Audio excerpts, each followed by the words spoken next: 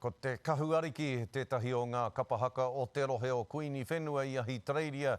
Ka pōhiri e rātu kapa o Ahitereiria tonu ki te tai a koura mo te whakataetae Kapa Haka o taua whenua a te hātarei nei. Ka re rātou i whai tūranga kia haere rātou ki te Matatini o te kāhui maunga i te tau 2024. Nā reira, ka tino whakapau kaha a e nei rangi whakatā nei i raro i ngā whakākoranga a Dre, a rāua ko Gaileen, a hipene.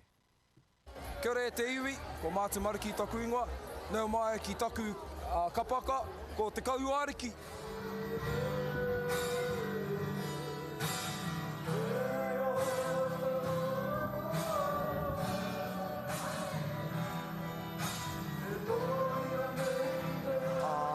He ahuru mō ai, mō ngai Māori, e noho ana i konei. He wāhi noho, kia whakakotahi ai tātou i raro iho i te kaupapa, i raro iho te Kapa Haka, o tira i raro iho i tō tātou nei reo rangatira. Ai, ka mutu ko te whare ahuru tēnei. Karere kupu, really. I'm so proud of them, each and every one of them. They've done an amazing job, considering everything.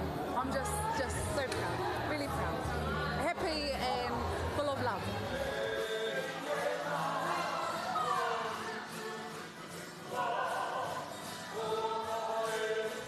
The hunger for Kapa Haka, specifically here in Te Whenua Moemoeā, is just a hunger that just cannot be fed enough.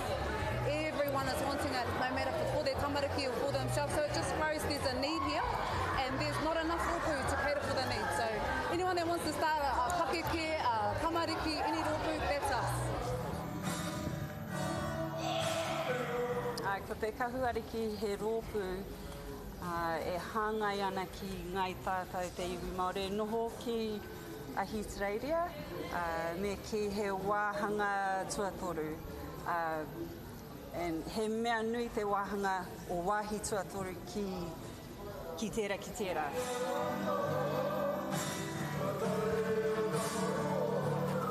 Ai, mi oro rawa, ka eke, tātou, katoa te whenua Moemoeā. Roa nei te wā, hoi anō, ko tai ngā kapa katoa te whenua Moemoeā ki tērā taimata.